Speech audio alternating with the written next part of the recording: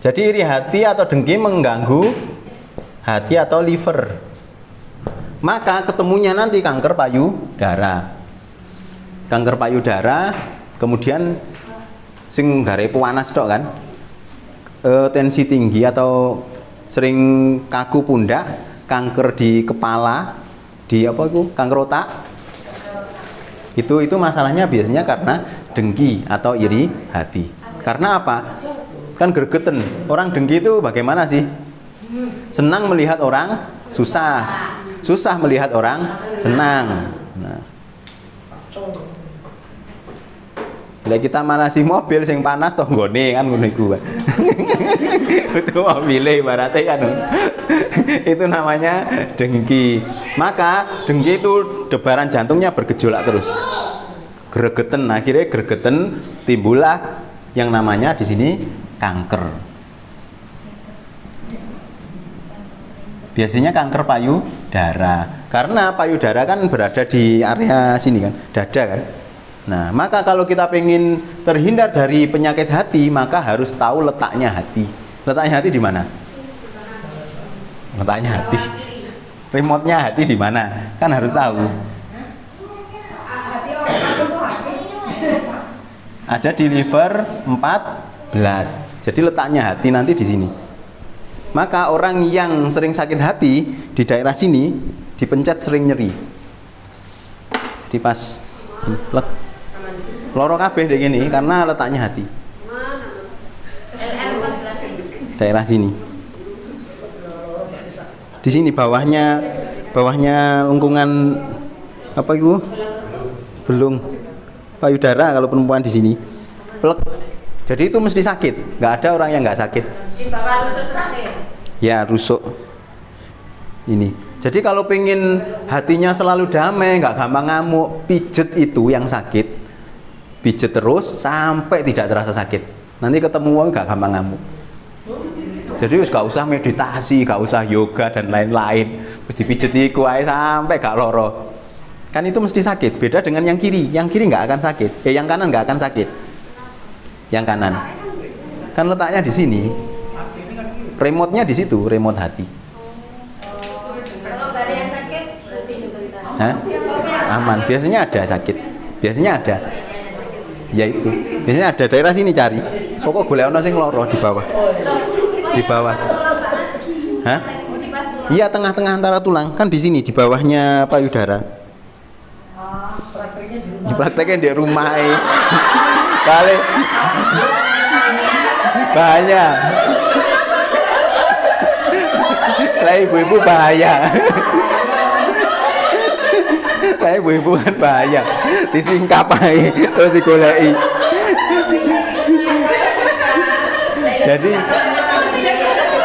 Jadi di daerah sini liver 14 di bawah payudara. Nah, itu untuk titik kontrolnya hati.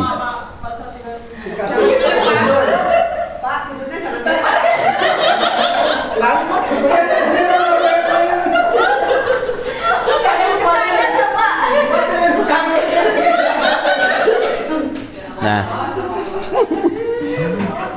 jadi ini nanti buka pintu maaf. Buka maaf. Jadi untuk membuka maaf, ya, karena darah itu berkaitan dengan kasih sayang yang kalau bermasalah dengan darah itu erat kaitannya dengan kebencian. Maka kebencian nggak akan kumaafkan itu bisa menutup pembuluh darah. Maka orang jantung koroner, kolesterol, stroke, penyempitan pembuluh darah itu karena dia menutup pintu maaf. Pintunya ditutup. Kan pembuluh darah itu pintu. Maka orang yang tidak memaafkan itu mesti tertutup pintu pembuluh darah. Stroke. Kenapa banyak orang stroke? Orang stroke itu rata-rata kan kenanya di kepala. Itu karena benci, dendam. Karena dia ditipu dan tidak akan kumaafkan. Ya. Sing nemen iku apa? Sing nemen iku kanker. Jadi orang kanker itu orang yang baik. Orang yang baik kenemenen. Jadi orang yang kanker itu nggak ada orang kanker itu dia jahat. Cuma dia baik. Karena kebaikannya dia merasa benar, maka kesombongannya muncul. Saya benar, dia salah kan. Dia sudah banyak berkorban baik sama orang, tapi dihianati. Kan nggak ada kasus orang kanker itu cerita saya itu jahat, saya itu ini. Enggak, mesti ceritanya itu ini. Aku wis merumat. Nah, rumatan biasanya. Aku wis kurang opo, wis nyumbang, wis iki, tapi kok dihianati. Loh, tapi kan sampean salah, bukan sampean sakit, tak bilang gitu kan biasanya. Loh, tapi kan salah. Loh, saya kan bener. Lah ini buktinya sakit. Salahnya apa? Kesombongan. Karena sombong. Maka untuk menuju neraka itu gampang, nggak perlu banyak-banyak. Membawa satu biji sawi kesombongan terus mlebu neraka. Maka orang yang sombong, orang yang kanker itu cara pengobatannya di mana? Dibakar. Dibakar dengan api, yaitu kemo sampai gosong. Itu di dunia. Kalau di akhirat nanti ya seperti itu dibakar. Dibakar. Lah pokok sing pembakaran. Itu kan untuk kasus-kasus sombong. Jadi orang demam itu kan karena kesombongan. Jadilah aku demam, waduh aku sombong. Kan cukup mengakui demam itu karena ada kesombongan. Maka dibakar. Sombong apa ya? Karena manusia itu tempatnya salah. Anak kecil demam ya karena ibunya kesombongan.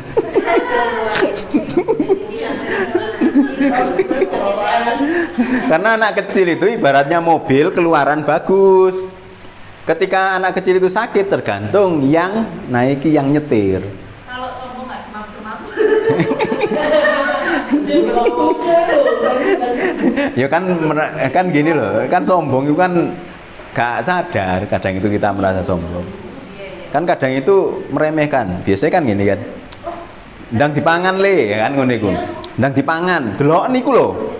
Iku tangga kita gak mangan koyo ngene iki, awakmu bersyukur iso mangan seperti ini. Nah, biasanya seperti itu. Itu namanya sombong, itu namanya menghina.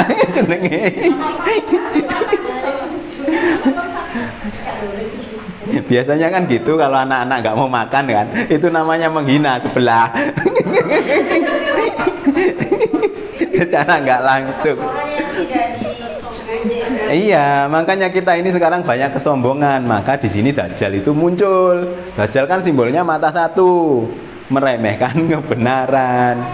Nah, nggak terasa Dajjal muncul. Sifatnya Dajjal muncul duluan.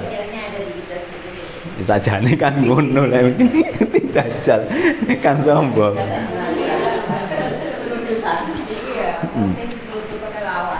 Nah, iya. Terus di sini sombong itu jantung.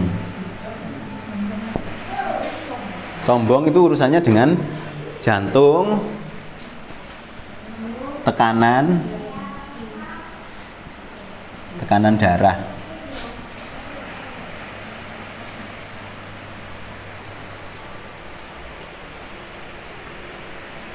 Biasanya keras hati. Keras hati, keras kepala, makanya ada tekanan darah tinggi. Orang yang tekanan darahnya tinggi itu biasanya keras kepala. Butuhnya kan dilus-lus. Apalagi nanti rambutnya itu keriting. Utawa rambutnya itu jeprak.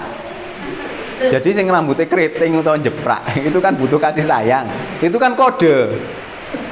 Jadi anak sing nakal iku delok nek gak percaya anak sing nakal iku rambutnya mesti jeprak.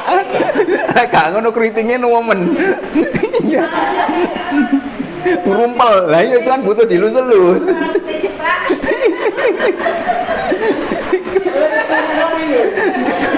Butuh. Lah iku tak amati sampai sekecil itu pun tak amati. Jadi anak kecil waduh rambutnya jeprak iki diseneni tok di omah iki. Bener ternyata.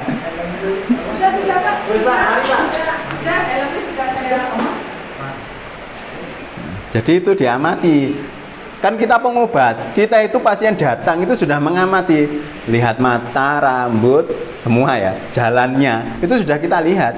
Jadi orangnya itu duduk, kita sudah menyimpulkan biasanya, oh penyakitnya ini seperti ini, alur hidupnya seperti ini, terapinya ini. Nah, itu kalau sudah seperti itu kan ya enak, dia cerita kita tinggal dengarkan dengan sabar. Kisah hidupnya seperti itu. Nah, di sini nanti sombong berarti obatnya nanti ikhlas. Ikhlas. Jadi obatnya nanti harus ikhlas. Kan kita itu ngerawat anak kadang itu kurang ikhlasnya muncul. Anak bisa sekolah nih larang-larang kok saya gak jadi opo-opo. Kan biasanya kan iya. Biasanya kan kita gini kan, hukumnya kita merawat anak itu seringkali kita jual beli. Makanya anak itu investasi masa depan, itu jual beli. Makanya yang bilang seperti itu mesti nanti anaknya itu nggak akan berbakti kepada orang tua biasanya. Jadi saya ngarep-ngarep anak maka akan dikecewakan dengan anak. Dan itu rata-rata saya nerapi selama 14 tahun dapatnya seperti itu. Jadi lek ngrumat anak ya kewajiban orang tua, entah itu jadi atau tidak ya urusannya. Itu jenenge ikhlas. Wis akhirnya ngikuti takdir, dia mencari jati dirinya sendiri, bukan menurut pahatan kita. Kan orang tua yang membentuk anak kan, harusnya anak itu mencari jati dirinya sendiri. Nah,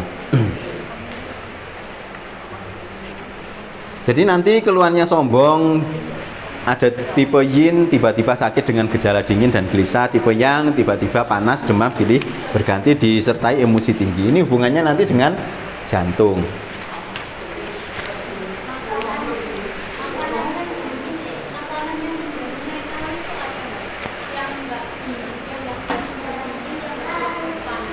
Nasi ada banyak yang netral. Nasi nanti cara masaknya. Cara masaknya nanti antara di tim, didang, di rice cooker itu karakternya beda. Di liwet beda. Iya beda. Nanti yang menentukan itu cara masak. Jadi habis ini tak bahas.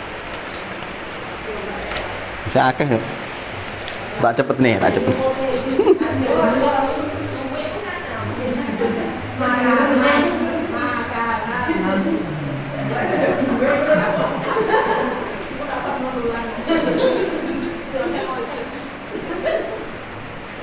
Gembira berlebih ini menyebabkan kolaps. Maka energi terbaik itu dengan senyum. Jadi hadapi dengan senyuman. Jadi senyum dari hati loh ya, bukan mek guyu tok ini.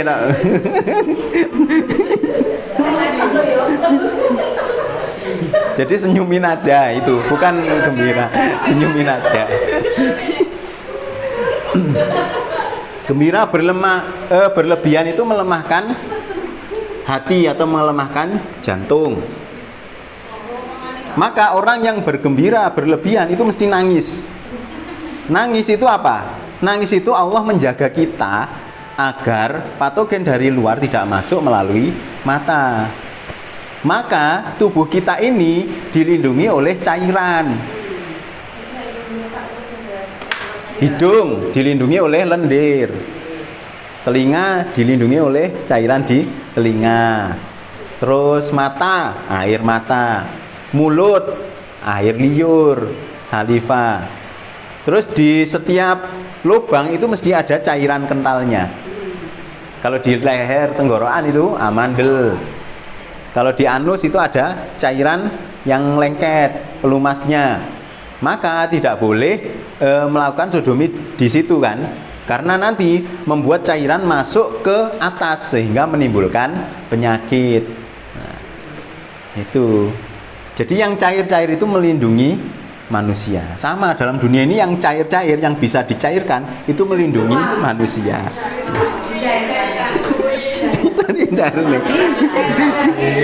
Iya, kabeh itu melindungi. Paling enak kan ngapalinnya kan gitu.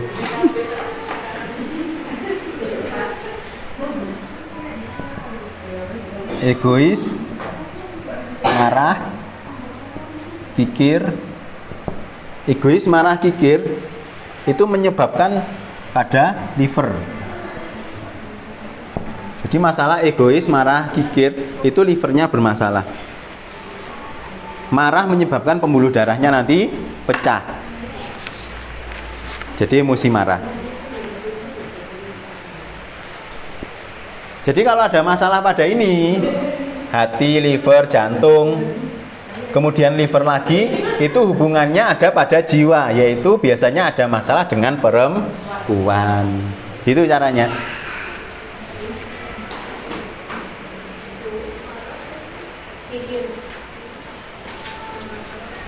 Terus dendam. Dendam itu hubungannya dengan kulit. Gatal. Jadi gatal itu urusannya dengan dendam. Maka kalau dendam dilampiaskan menyebabkan marah, nggak terjadi gatal, cuma pecah pembuluh darah. Dendam dipendam, itu gatal-gatal, pengen nyakur wong, gak iso nyakar diri sendiri. Oh, makanya jangan dendam, memaafkan. Memaafkan bukan melupakan, tetapi mengingat tanpa emosi. Jadi mengingat tanpa emosi itu namanya memaafkan. Jadi eling ngono guyu dhewe. Iso ya. Judul kelingan moro emosi bukan. Hah? Iya, karena alergi makanan itu karena ada masalah di pencernaan. Pencernaan hubungannya dengan karakternya mengikat dendam. Maka orang yang alergi makanan tertentu, dia lagi banyak dendam. Nanti sukanya apa? Asin. Jadi bapak-bapak lek bojone jangan kasinen. Waduh, ini dendam yang sopo iki kan ceritane kan ngono. Lah iya kan minta nikah lagi. Makanya karena dendam iki njaluk tawi maneh. Karena dendam pegel. Karena apa? Asin itu membuat darah kental. Ketika kita banyak makan asin, darah kita menjadi pekat, kental, sehingga terjadi sumbatan pada darah. Ketika terjadi sumbatan, maka ada reaksi gatal. Itu sesuai jiwanya. Soalnya ketika ditanya, "Lho gak kasinen kok biasa hai?" Kan sering gitu. Sing ngrasane wong liya asin karena ada dendam. Asin ini sesuai karakterku. Jadi nanti kita bahas pada kasus makanan.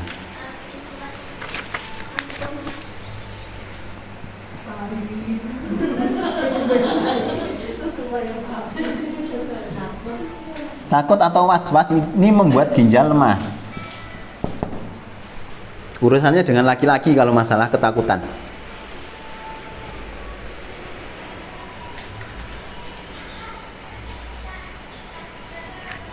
Maka orang-orang itu takut biasanya karena mengkhawatirkan masa depan.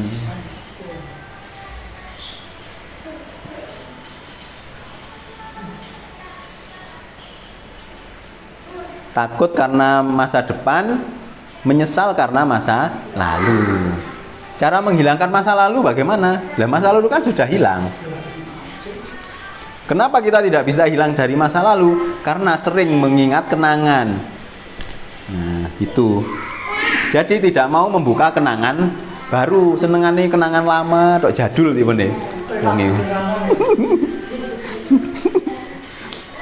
Nanti orang yang suka kenangan itu biasanya di rumahnya suka menyimpan barang-barang antik. Pokok sing delok iku aku biasanya delok di foto-foto nih pajangan nih. Antik rek wong iki kakean masa lalu. Jadi yang penyakitnya biasanya apa? Liver biasanya. Liver hubungannya dengan darah. Terus lanjut ke jantung. Itu cara bacanya gitu. Maka takut atau was-was ginjal ini hubungannya dengan laki-laki. Maka orang yang sering ketakutan biasanya harus didekatkan dengan bapak atau suami. Anak yang kurang kasih sayang bapak biasanya sering takut.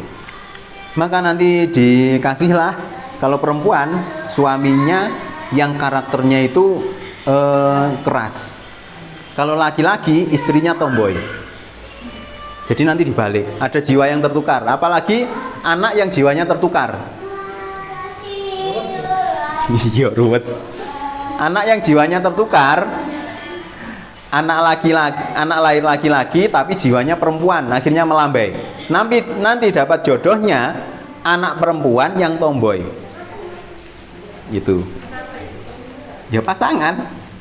Allah itu menentukan pasangannya pas. Kenapa jiwanya tertukar? Gitulah.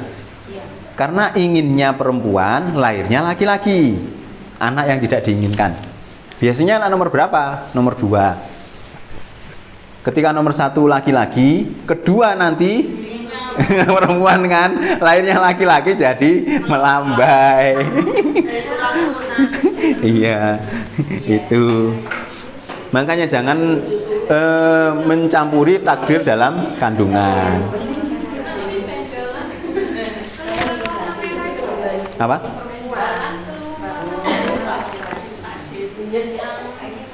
Tipenya panas. Tipenya panas. Warnanya merah. Benjolannya itu warnanya menteng-menteng warnanya merah. Ada yang warnanya pucat, ada yang merah.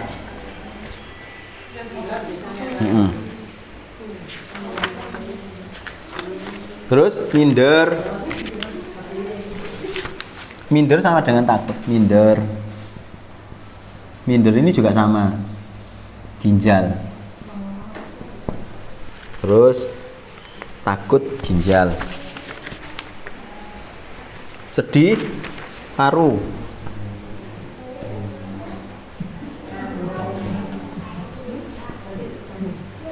Maka orang yang sedih berlebihan itu parunya lemah sehingga bisa pingsan karena hubungannya dengan nafas.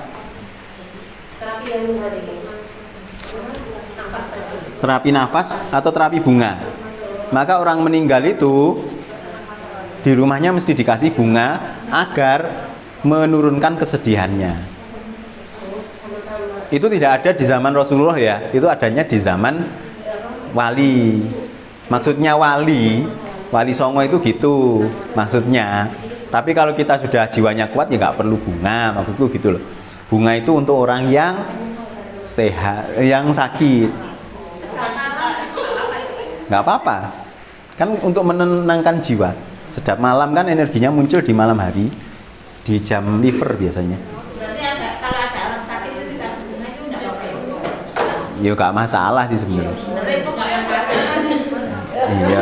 Yang penting kan tahu maksudnya. Yang kalau ngomong bid'ah ya gak apa-apa, ibaratnya kan ono sing ngono iku ono sing enggak. Kan saya mengajarkan ilmunya. Bid'ah atau enggak kan terserah. Aku ngajarnya ilmu nih, aja ngomong di bid'ahne. Aku ngomong lek umpamane enggak sedih biasa aja ya gak usah gawe bunga ya gak apa-apa. Tapi bunga itu untuk menenangkan jiwa, maksudku gitu. Enggak salah paham. Enggak salah paham. Mas Rudin oleh ngekei kembang di perempatan dalan. Ya gak apa-apa cek tenang kan mandek dhisik lek ono kembange kan mandek dhisik toleh-toleh kanan kiri. Akhirnya selamat. Maknanya itu seperti itu. Tapi masalah terkar Lah iya, karena kalau niatnya salah itu juga bahaya.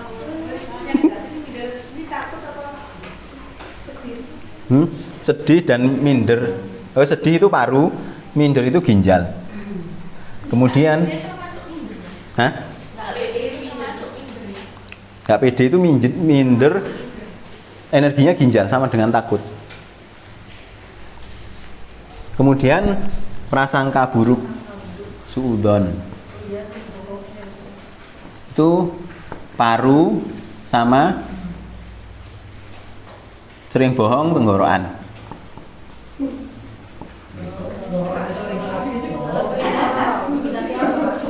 Tenggorokan. Hah?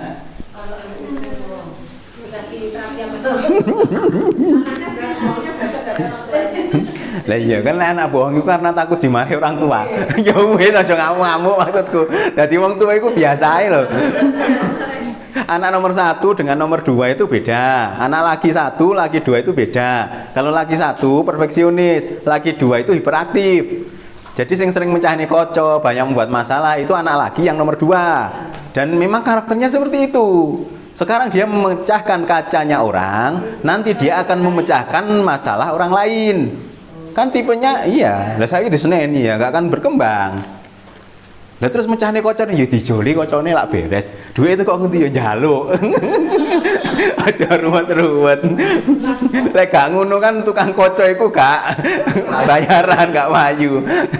Hidup itu sederhana, aja digawe ruwet. Lek gak duwe njaluk yang sing duwe sapa ya njaluk yang Allah langsung.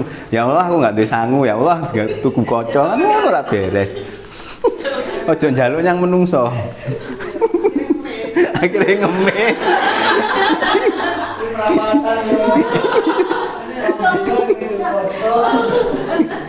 Ngono lak beres. Nanti sering sinusitis itu hubungannya dengan suudzon. Maka orang yang kena sinusitis, masalah paru itu suudzonnya berlebih. Jadi prasangka buruk. Jadi masalahnya nanti di paru.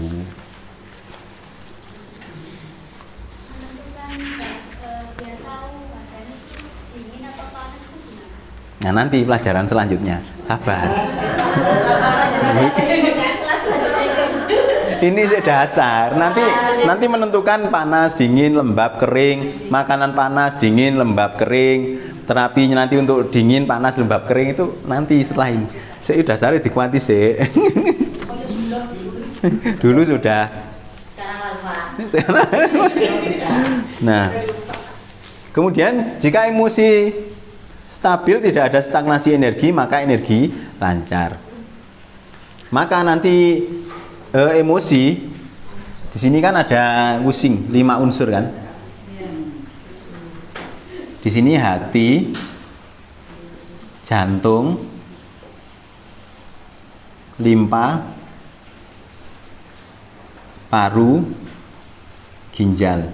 Ini bahas emosi dulu ya, belum jasadnya. Jadi hati itu emosinya marah, lawannya tenang. Maka orang yang tenang hatinya bagus. Jadi emosi itu membuat hati mudah terluka.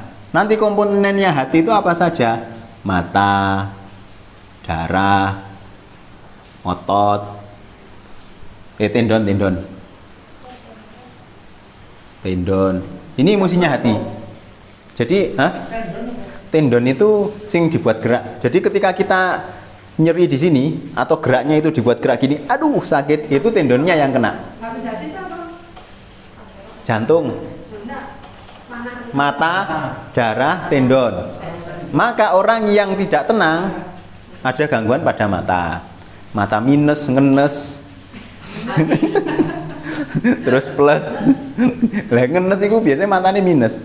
Makanya minus itu dekat dengan ngenes. Gak ngenes, mosok motone ngenes gini. Gak ono iku. Gak percaya lek ngenes wong. Lah lek sing ngenes iki motone ngene lho biasa sayu. Gak ono sing mendelik. Atine ngenes. Jadi masalah mata itu hubungannya dengan emosi. Maka amarah itu membuat mata sering blawur, ibaratnya membuat cepat burak buta. Maka orang tidak sadar, karena marah itu tidak sadar. Orang membunuh itu kan rata-rata tidak sadar. Kalau umur 70 tahun ke atas kan biasanya juga ada pengurangan mata. Iya, karena darahnya kurang. Tapi kalau orangnya tapi kalau orangnya terima, sabar, santai, sadar, itu nggak akan pengaruh ke mata. Mbahku itu usia biyen 90 ya gak gawe kacamata sik awas. Karena santai, sabar, sadar. Santai, sabar, sadar. Lalu gak iso sabar, Mas. Kan latihan. Bagaimana latihannya sabar? Didatangkan orang-orang sing bencekno. Nah. Lho iya iku. Orang-orang sing bencekno. Kan melatih kesabaran itu didatangkan orang-orang yang membuat kita marah. Maka ketika nyuwun, ya Allah, berikanlah saya kesabaran. Waduh, sesuk langsung wis. Iya. Wis, sesuk langsung ketemu wong megerno tok di dalan iku. Loh, Mas, bagaimana biar kita sabar? Ya, yang penting sabar. Jadi sabar itu tidak ada batasnya, tapi mengetahui batasan sabar itu lebih baik agar tidak melampaui batas. Karena Allah tidak suka orang yang melampaui batas. Nah, suruh sabar ya ono batese. Sabar gak ono batese. Lah tapi kudu ngerti batasan kesabarannya. Sampai mana?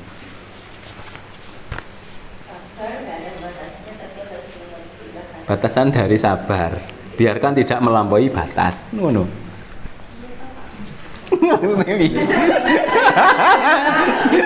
Cek bingung. Bahasane. Tadi kan ada santai, sabar, Sadar ya. Soalnya kadang orang tua kita melihat kita yang nyantai-nyantai malah ditegur gitu. Nyantai-nyantai tok aja. Lah karena orang tuanya tidak sadar. Jadi kita memaklumi orang tua yang seperti itu ya disenyumin aja. Karena kita kan menilai orang itu dari aktifnya kan. Jadi lek diarani wong sregep iku sing sregep nyambut gawe walaupun kadang gak ono duwike. Wong iku lho sregep ora. Kan ngono iku kan. Padahal uang itu didapat bukan karena kita bekerja. Ya karena Rahman Rahime Allah ae nang awake dhewe. Kan ono sing rajin bekerja keras tapi gak entuk duwe. Ono sing lumah-lumah santai, duwe akeh. Kan ngono. Jadi kalau kita itu prinsipnya kerja untuk mencari uang, itu energinya rendah. Kerja bersama. Lha iku nggih golek duit. Makanya orang dulu itu kerja itu bukan dalam rangka mencari uang, wis nggih aktivitas timbang nganggur.